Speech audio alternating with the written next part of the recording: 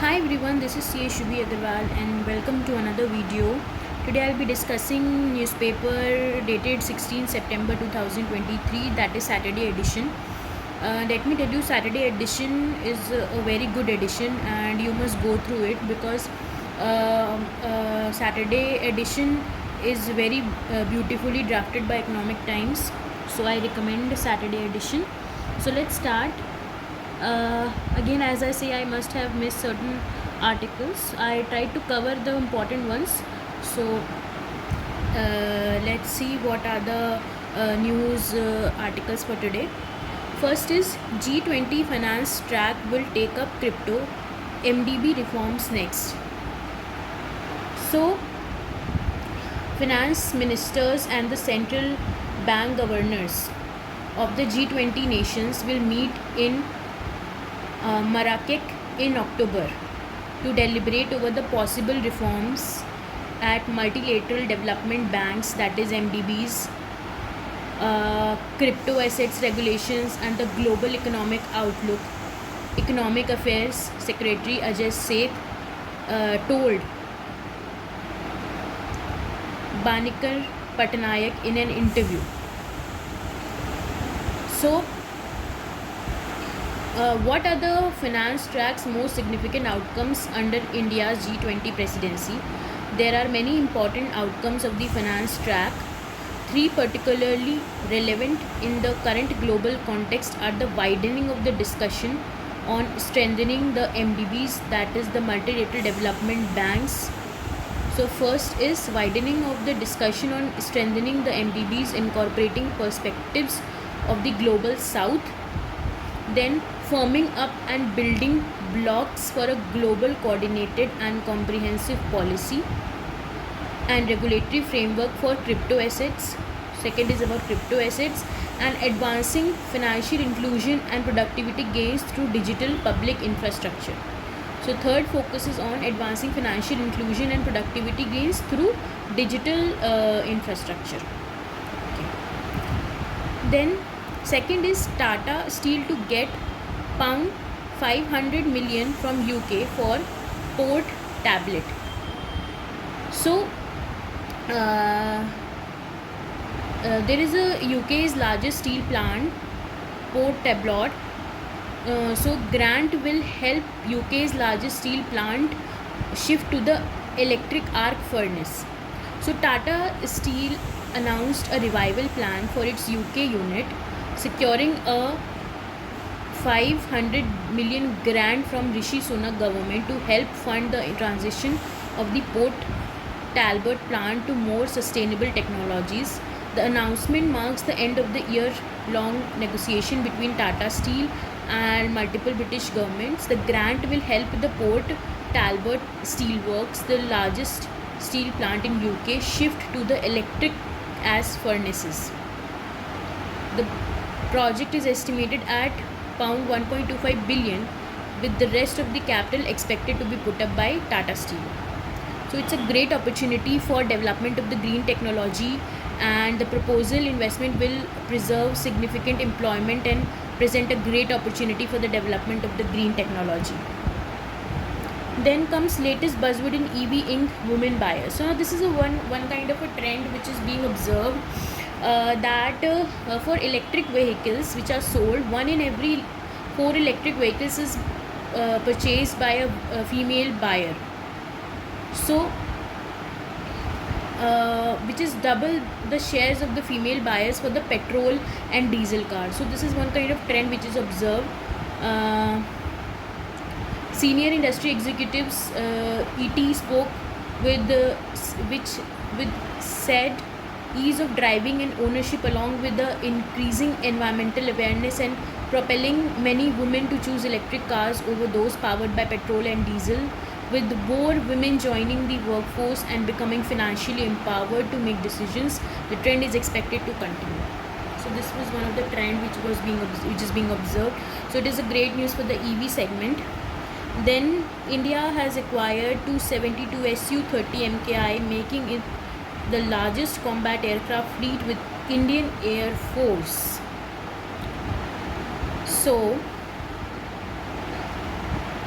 The Defense Ministry has cleared acquisition of 12 Su-30 MKI fighter jets for Indian Air Force in the biggest deal for Russian origin equipment for the armed forces since Russian invasion of Ukraine. The fighter jets will be made by Hindustan Aeronautics Limited, and the deal for aircraft and associated equipment is likely to be around rupees 11,000 crores. This will include budget for modernization of the larger fleet as well. India has acquired 272 Su-30 MKT, making it the largest combat aircraft fleet with IAF.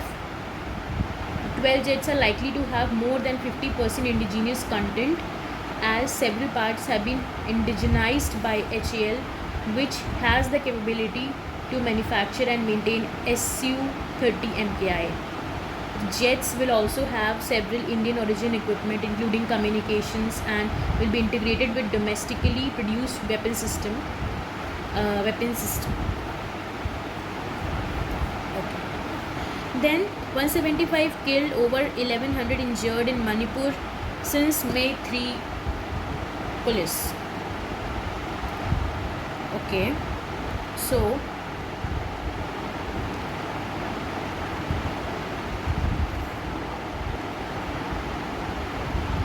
Manipur police on Friday said that as many as 175 people were killed and 1,106 others injured, while 32 are missing in the ongoing ethnic strife which started on the state on May 3. Addressing a press conference, Inspector General of Police said that in Imphal, 4786 houses were set on fire and 386 religious structures were destroyed or vandalized, of which 254 are churches and 132 are temples. Of the weapons that have been lost, 1359 firearms and 15,050 various types of ammunition were recovered. So these were the statistics for the ethical strife which started on May 3 in Manipur. Then Karnataka government holds preamble reading event. So this was one event which was there.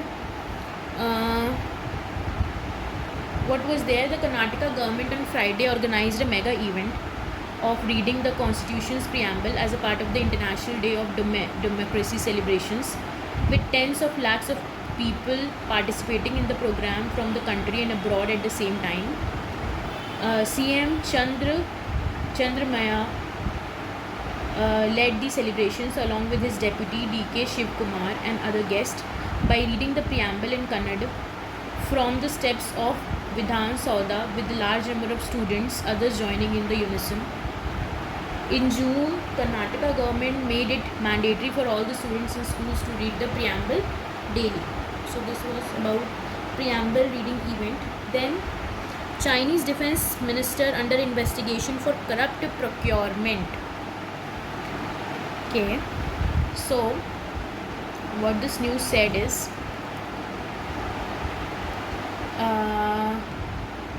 Chinese defense minister, this is Liu Shangfu, has been missing from public view for more than 2 weeks. Defense Minister Liu Shangfu, who has been missing from public view for more than 2 weeks, has been placed under investigation by the Chinese authorities. According to 10 people familiar with the matter, the investigation into Li relates to procurement of military equipment, according to the regional security official, and 3 people in direct contact with the Chinese military. Reuters are unable to obtain the details on which equipment purchases were under scrutiny. 8 senior officials from Chinese military procurement unit, which LI led from 17 to 22, are also under investigation. So this was one thing. Then Infosys inks $1.5 billion deal with global clients for 15 years. So Infosys has entered into a 15-year contract with a global company. India's largest IT firm said in an exchange filing. As part of the deal, the Bengaluru-based firm will provide digital transformation and modernization of business operations services through its platforms and artificial intelligence solutions. The total client target spend over 15 years is estimated at 1.5 billion, subject to the parties entering into a master agreement. This comes as Infosys has announced at least 3 mega deals in the past few months. In August, company announced a 5-year mega deal with Europe Telecom Group Liberty. Then Google agrees to pay $155 million in settlement over the location tracking. So now this is what Google is doing. It is tracking without our permission. So what happened is that Google agreed to pay $155 million to settle the claims by the California and private plaintiff that the search engine company misled the consumers about how it tracks the location and use their data without the consent. Both settlements revolve claims that the Alphabet Inc. unit deceived people into believing that they maintained control over how Google collected and used their personal data. The company was accused of being able to profile people and target them with the advertisement even if they turned off their location history. So even if they turned off their location history, the Google was using their location history settings. They was deceiving the people without their permission. And if the people said that they want to block the ads, they did not want it, it still showed them the ads. So Google was telling its users one thing, that it would no longer track their location once they opted out, but doing the opposite and continue to track its users' movement for its own commercial gain. This California Attorney General Rob Bonta said in a statement, and that's unacceptable. The California settlement requires Google to pay $93 million and disclose more about how it tracks people's whereabouts and uses data it collects. Money from Google $62 million settlement with private plaintiffs would, after deducting legal fees, go to the court-approved non-profit groups that track internet privacy concerns. Okay. TikTok fined Euro. TikTok fined 345 million over handling of children's data in EU.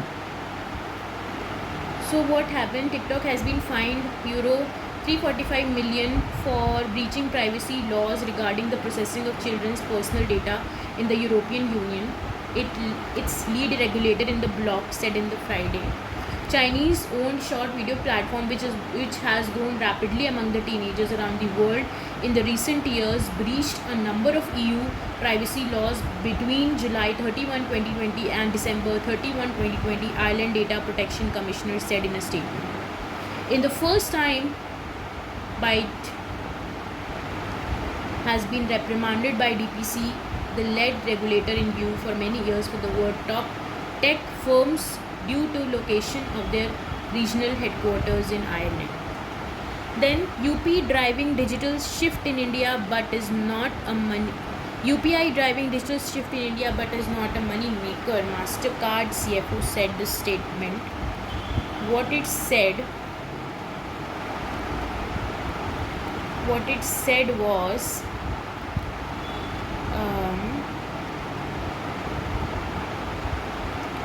that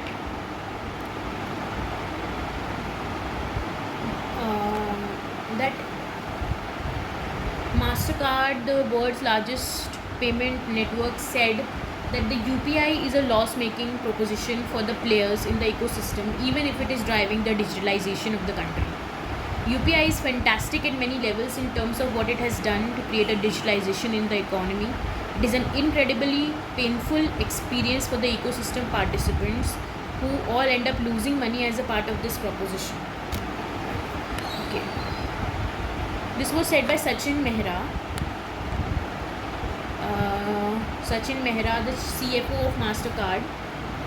And UPI has been introduced in 2016, has been a game changer in the payment ecosystem in India, easing payments and transfers and playing a key role. But still, it is under loss. Okay.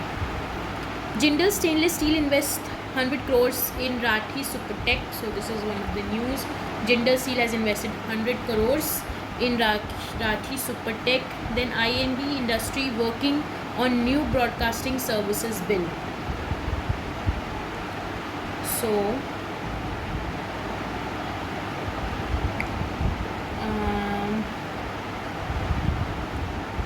the Ministry of Information and Broadcasting is planning to come out with the Broadcasting Services Regulation Bill 2023, which when it's become a law will replace the current Cable Television Networks Act 1995, according to the multiple sources familiar with the situation who spoke to ET said.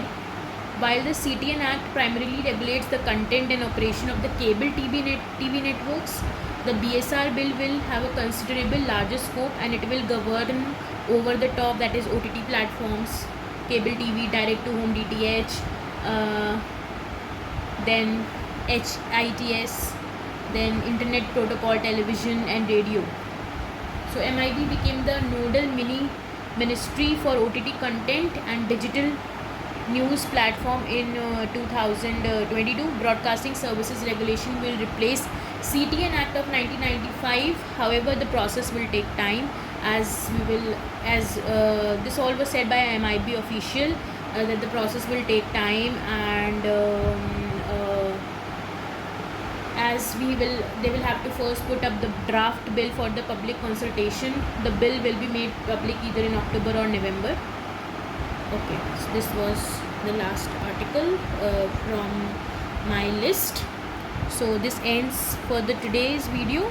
I hope it was of some help to you, and please let me know if these videos are helping you people or not.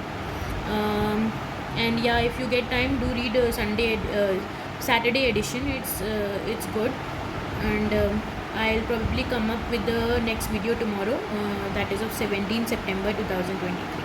Thank you so much for watching.